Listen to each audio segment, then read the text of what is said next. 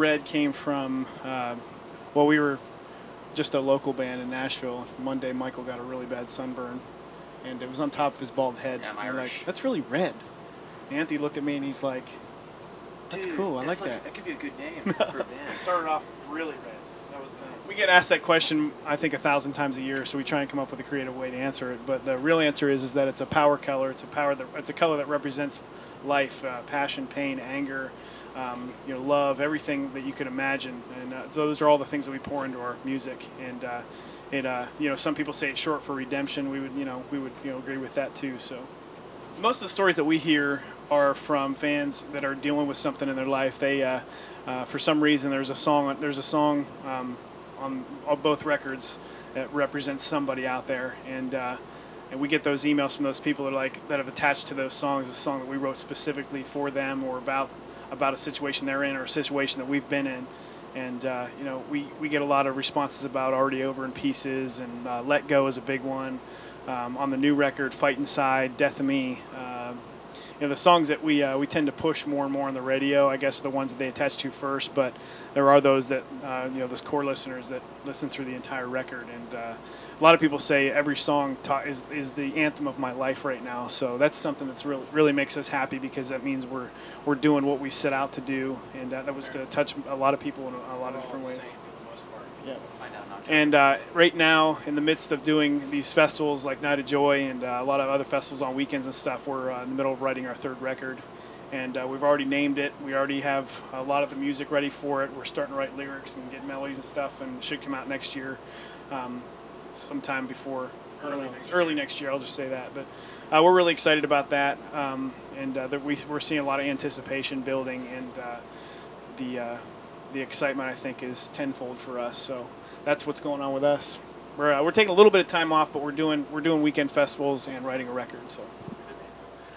Matt from Sanctus Real was in the studio a couple months ago when they were doing it. He told us little stories about you guys doing some old DC Talk songs. Oh my gosh, dude, that's way before. Before we ever moved to Nashville, we were still in college. I think it was our third year of college, and we opened for those guys, and it was in Toledo, wasn't it? It was in Toledo, Ohio, and we did. I mean, we only had a few, I think, maybe 5 or 6 original songs, but we covered In the Light by DC Talk, and Big House by Audio Adrenaline. We played Flood by Jars of Clay. We did a lot of those different songs, because that was the kind of stuff that we liked, man. That was the kind of stuff that we were into. The ironic thing was we found out that Sanctus Real was doing that show, and there's a rep from Essential Records going to be there to see them play. And we're like, oh, there's going to be a record executive there. Well, let's go. And so we went and we played, made fools of ourselves. And but the ironic thing is 10 years later, we got a record deal with Essential. Yeah, it was pretty cool. We met those guys a long time ago. That's cool. Matt is still a very attractive man. That dude can write songs. Yeah. Just curious, and this is for the website, so a lot of people may not even know that if they haven't bought the record, they may not even know the song, or they've seen the video probably. Tell us how y'all ended up deciding to record the Duran Duran cut. The Duran Duran song ended up materializing from just we were throwing out ideas to cover songs on the record, and our producer's sister actually said, why don't you guys do a Duran Duran song? And she's, I don't know, 5 or 6 years younger than we are, and we're like, what song would we do? And we're like, well, we can't just do any song. It's got to be a song that kind of matches the theme of the record and everything.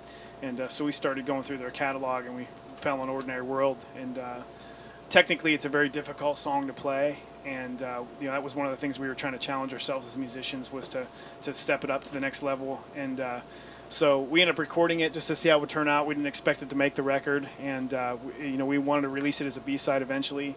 We released the deluxe version and intended to put it on that, but then it ended up making the 10-song album that we put out, and we were really happy with the way it turned out. Michael's vocals on that song were just through the ceiling, and we just couldn't ignore the fact that it just turned out so great. So let's do it. And then how did the video go about? Because it wasn't a single, right? No, yes, it was a single. It was a single at mainstream radio for about 15 minutes. It was number one at Christian radio. And yeah, it was mainstream radio stations weren't picking it up because they said that they were still playing the old version. Oh wow!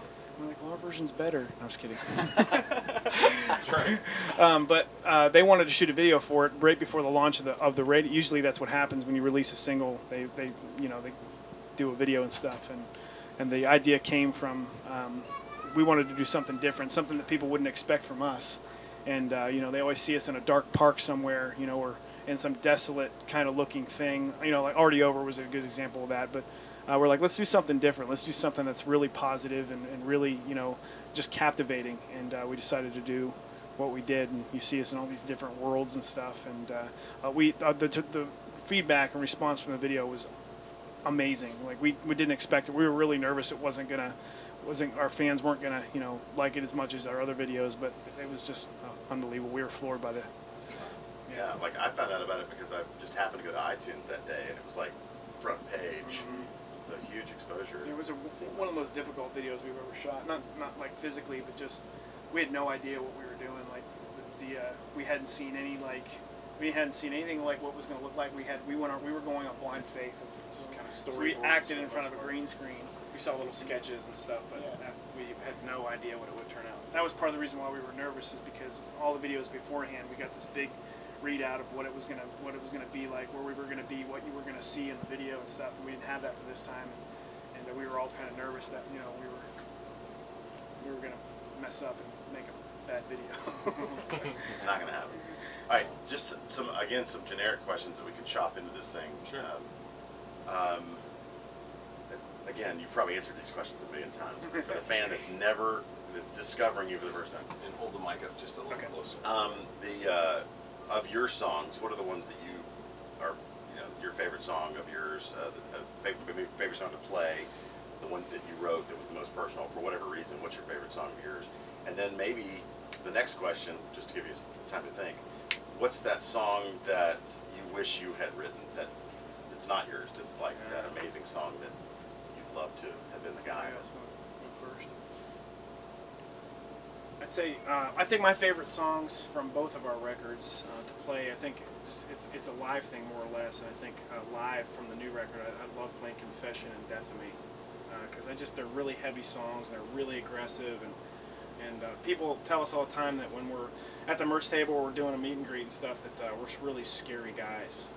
And I think it's because they see the intensity in our faces when we're performing, that we're literally taken back to the point where those songs were created, and we're feeling every single tiny bit of the emotion that went into, even the whole thought process behind where the lyrics came from and stuff. You just kind of get swept up in that emotion, and it's kind of our way of venting and getting it out, and that's kind of our our spiritual therapy more or less. And I think from the old record, definitely Let Go sticks out, also another heavy song. Breathe Into Me, I think, will always be one of our babies because it was our first single ever, and I think it's something that kind of swept through the the music world and just met people at the right time in their lives, and it was a song that really spoke to a lot of people, and I think it will always and continue to speak to us as a band too. And then I'd say the song I'd wish I'd written.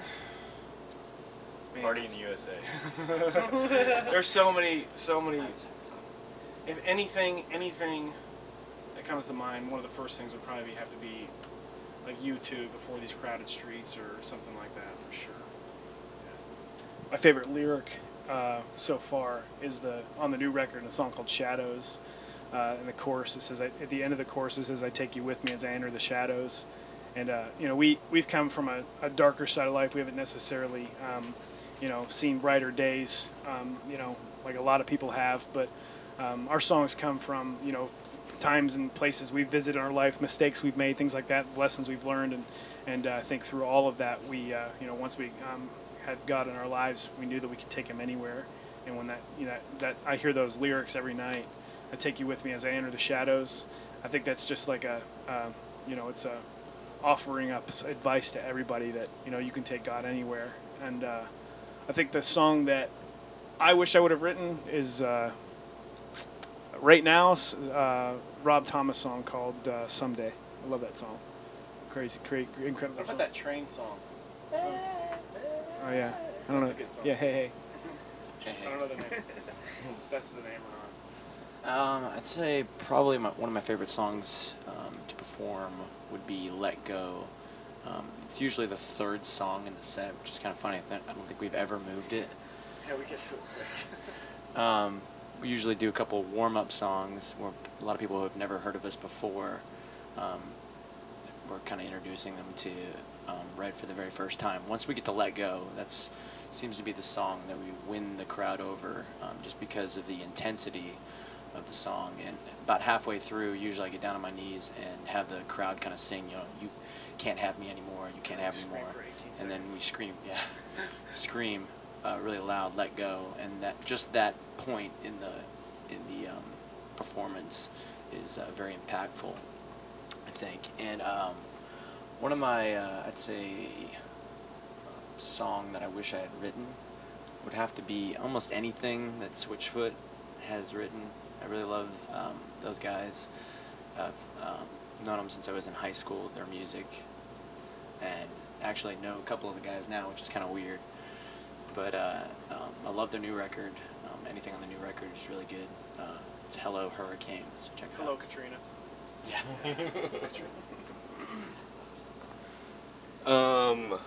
Favorite songs live, definitely "Overtake You" because lots of drums and it's fast. So I'm like, yeah, I get to show off here. And "Death to Me" is a huge favorite. I love when we get to "Death to Me" every night because I'm like, I don't know, pumped up. It's like end of the set and everything. I don't know, a lot of energy on that song. And I really wish I wrote any John Mayer song. Probably like "Heartbreak Warfare" or something. Great songwriter.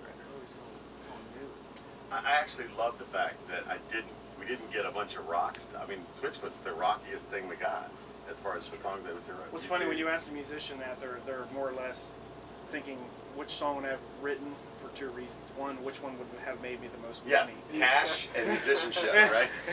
And just overall great song. And I think that's where my head went. I think Bono's probably got, you know. John Foreman is a great song.